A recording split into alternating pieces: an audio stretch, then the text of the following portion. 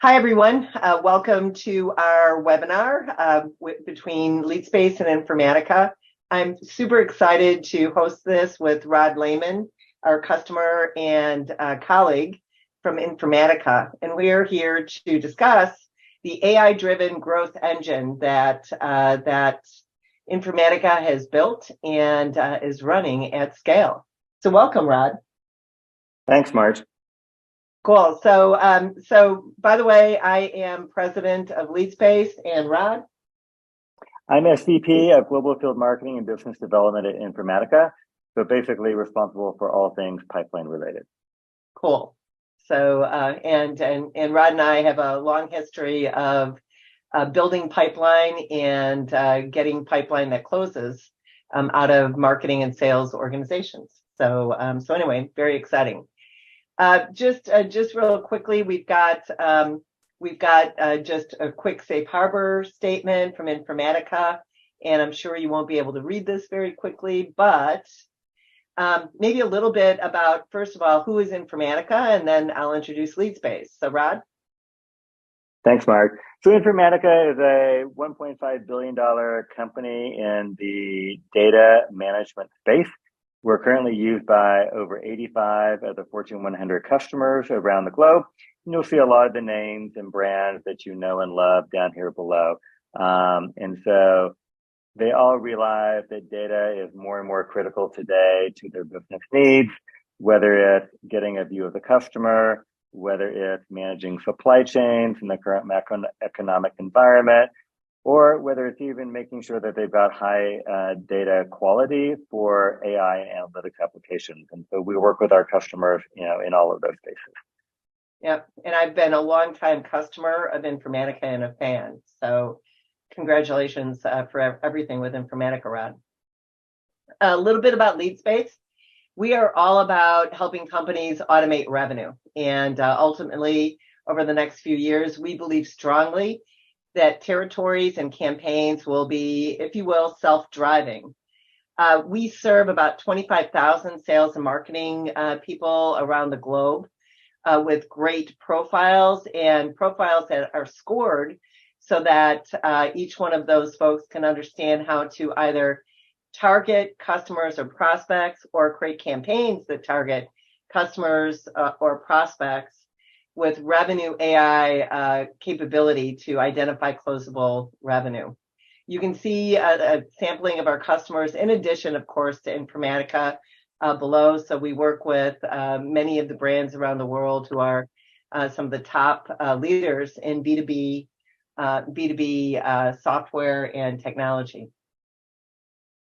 So, and we're both companies are leaders. Rod, anything you wanted to say about your position in Forrester? No, we've been a leader for quite some time, really due to the depth and breadth of the platform, and really, regardless of which analyst firm you look at, we're a leader in the industry today. Yep, and across many different reports. Leadspace is also a leader. We are one of the leaders, and frankly, the top listed in the capabilities area leader in the Forrester B2B standalone customer data platforms. And so we're excited to be named a leader and have been actually for the last 4 years as well. So why don't we get started, Rod, with your growth initiatives and the goals and strategies that you all had put together. Thanks, Marge. So today we're responsible in marketing for driving over half of the net new pipeline for the company and making sure that that pipeline is high quality and ultimately converts into bookings for the company. And so we're constantly looking for ways to do that better, cheaper, faster than ever before. And so we're really focused on 3 things. First is really profiling and segmenting the customers that we're going after. We want to make sure that we've got the right accounts, the right people on the buying teams in those accounts to go after from a sales and marketing perspective. The next thing is we really want to understand who's in market and looking because not everyone, is necessarily in the market for our solutions at any given point in time. And we want to make sure that we're spending our time and money on the people who are actually in market now. And then we want to be able to operationalizing that data to make sure that, for every program, every dollar we're spending is targeted at the right people, the right accounts, that we're prioritizing the time of our field sales organization in terms of who they're following up with to really get the fastest progression and conversion of this pipeline. Yeah, so great goals. And I'm sure many of you share the same kind of goals. I think what's unique about Rod is the way he and the team have approached all of this. So diving in on profile and segment enrichment, one of the key things that Rod mentioned in the first strategy was all about getting those buying teams put together and the right folks and the right accounts. And so the database over at Informatica is about 4 million prospects and contacts. And when we work together on the enrichment, we're able to enrich that database, 95% of the database to be enriched. And what was amazing, and I'm sure many of you have experienced this if you've done an enrichment recently, is that 50% of the database was actually updated from a company or a job or level standpoint. And literally 1 in 6 contacts also moved jobs since the last enrichment. So lots of fast-moving data, especially in the COVID and post-COVID era. There's a lot of movement in terms of people's careers and jobs. And as you guys all know, B2B, the most important thing from a B2B profile standpoint is making sure that you've got a person completely attached to a company, the right company, and that you've got their job and leveling and responsibility and understanding the buying team really right.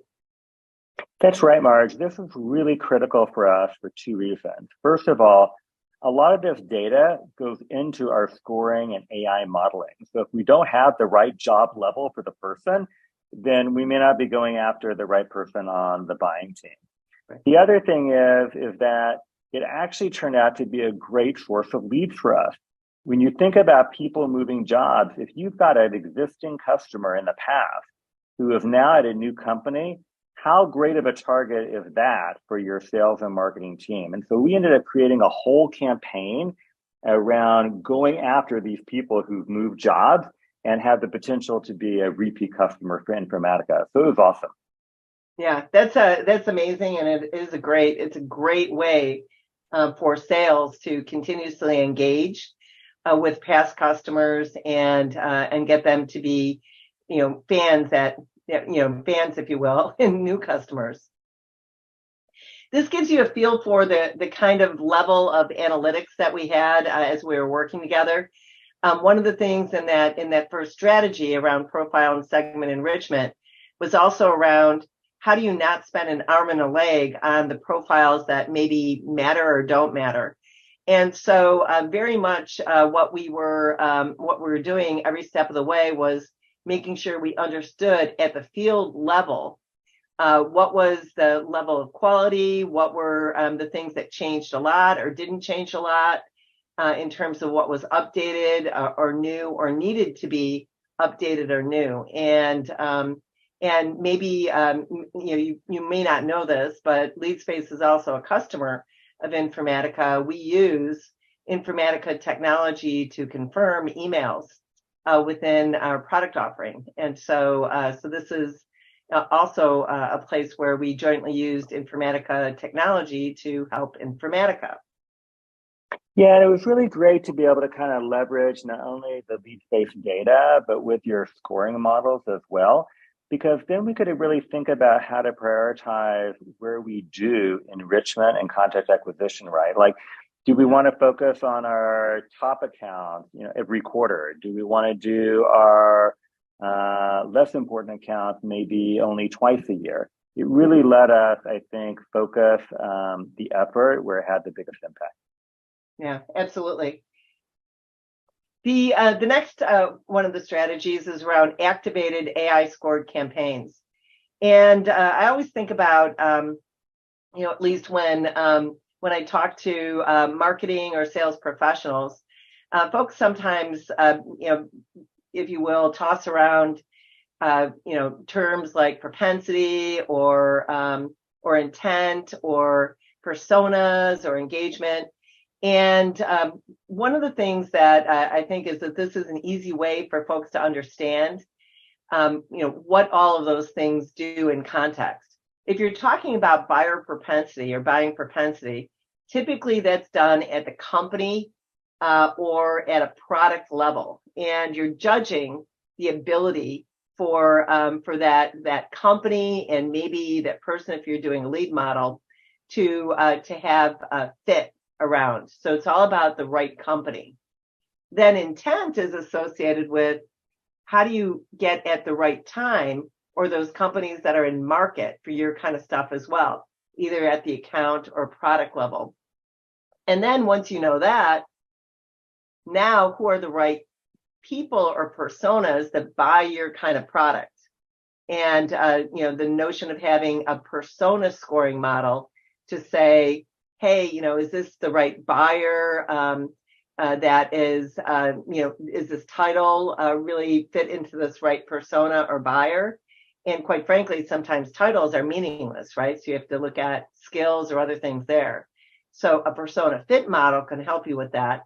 And then engagement scoring is typically the scores that you would use out of either your marketing automation platforms or some companies have custom engagement scores that they build out as well from third parties. So really, this is all about the right company at the right time and the right buyer at the right time. And that's how we talk about Revenue Radar. And Leadspace's Revenue Radar is, this 4-point scoring model. Yeah, and that's actually how we started prioritizing our spend to Marge. So, the accounts at the left fundamentally are a good fit for Informatica at some point in time. Right. We always want them to think of Informatica if and when they have a right data management project. So maybe we spend 30% of our money building awareness and foundational educational stuff, for those accounts and people on the left side of this chart. On the right side, people who are showing intent, engagement, who are actively in the market looking for a solution, that's where we're spending 70% of our money, because we want to prioritize the spend to people who will go through the pipeline the fastest possible. Right. And that 70%, if you have the propensity models, you can also focus on the right accounts to go after. Absolutely. Yeah. So, in looking a little bit more deeply at the three kind of areas of radar that Informatica and Leadspace built together, the first thing is all around predictive fit scoring, and that propensity model is used to go ahead and optimize, if you will, categorization by leads and MQLs, et cetera, that will convert to an SQO or a sales qualified opportunity. And the way that's put together is, we use the existing database of inbound leads and go ahead and do an AI model associated with, the historical win rate, if you will, in that conversion to SQOs. And that model then is basically used in operations then to score inbound leads or the current database and et cetera. And then it can be worked by not only BDMs, but business development managers, but also used by account managers or campaign managers as well. The next thing then is all around persona fit models. And those persona fit models, as we talked before, is around how do you score a person in terms of their likelihood to be one of your buyers, not just by title, but also what is their expertise, what are they interested in, so that it's it's the right department, the right expertise, et cetera, that describes the kind of buyer you have, and also leveling, of course. And so we developed 6 fit models from a persona standpoint here as well. And then intent scoring. Intent scoring then is a weekly update, and many folks use it either from a third-party intent where you're getting this data in, for example, from Leadspace or other companies, to have signals to say here are external websites, et cetera, or digital activity that a person or a company is doing. There's also first-party intent that's available as well, and we offer it as well, where you can look at then who's been coming to your website, et cetera. So the intent model tracks the keywords and target domains for, as you can see, we had everything from analytics, data warehouse, MDM, app integration, and data governance and privacy, for example.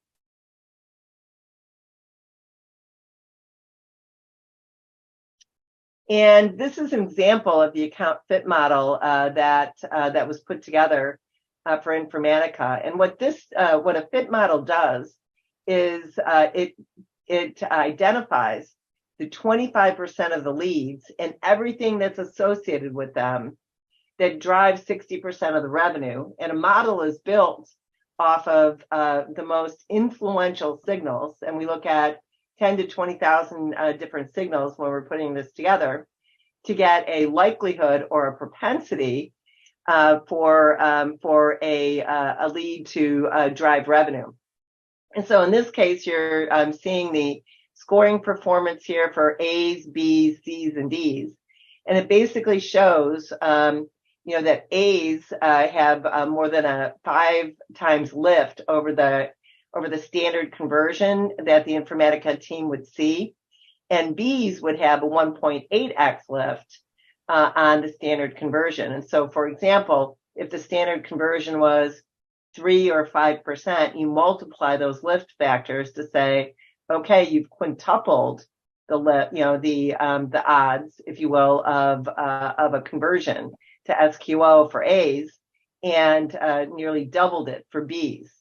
And this basically then drives the math between upping those odds and taking the guesswork out of what's a good or bad lead or a good or bad target.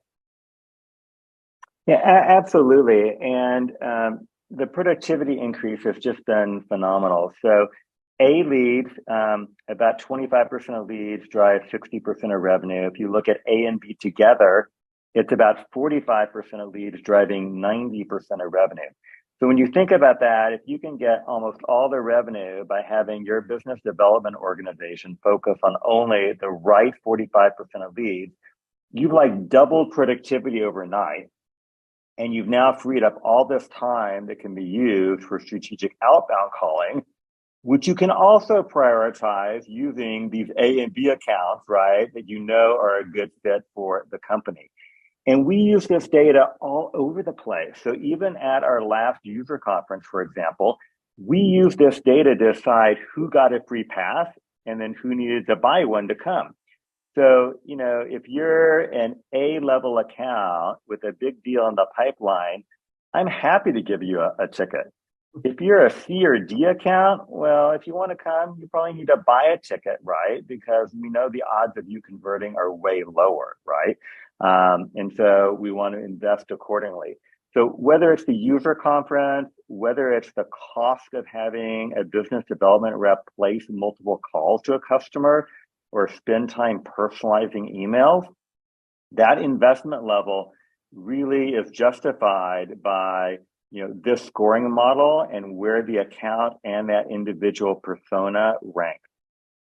Yeah, absolutely. And so you'll see folks throughout the industry do exactly what Rod detailed there, where if you think about it almost like a Zagat's rating, right? If you're at an A, you're willing to do many, many dollar signs, if you will, associated with what you're going to invest. High value ABM, high value digital or in-person experiences like Informatica World. If you're a B, maybe it's instead of $3 symbols, you're at 2. right? And you go down accordingly. So you're spending, most of your money on the leads that actually, or the companies and leads that matter. So this gives you a feel for what we did also in just looking at the records and the profiles with this categorization as well.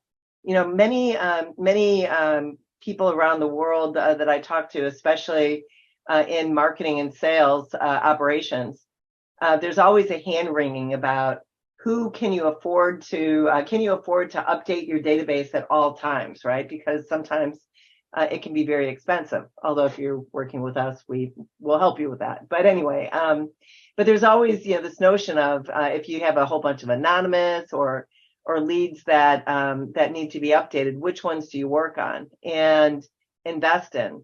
And so the Informatica team also use this to prioritize which records to invest in and update on a regular basis and keep those actively under management. So A's and B's are high investment.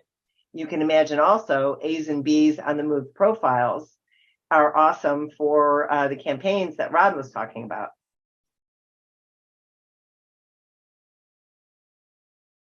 Then this is an example of the sort of all-in-one tool that the Informatica team is using from Leadspace. This is Studio, and as you go into Studio, this would be a sample screen that you would see where you're seeing in terms of the companies that are loaded into our Studio, about 21 million of the most popular companies from a B2B buying standpoint. And you'll see over on the lower left there, this fit score. And so the fit score is that scoring engine that can be used to identify the A's or B's or C's or D's, or, to Rod's point, the A's and B's, 45% of the leads that'll deliver 90% of the pipeline of revenue. So once you go ahead and move that Informatica, lead scoring to an A, you'll see that 21 million, those 21 million companies narrowed the focus to 143,000 companies that could be focused on globally. And then, as Rod was mentioning, if you go ahead and then take only the folks that are expressing high intent for certain portions of the Informatica portfolio, you narrow that down even further to 31,000 companies that are really interesting. And that's cool, right? Because if you really want to put most of your spend on, that 70% of the spend on the companies that are in market right now, much more effective, of course, than going after a broader base set of companies.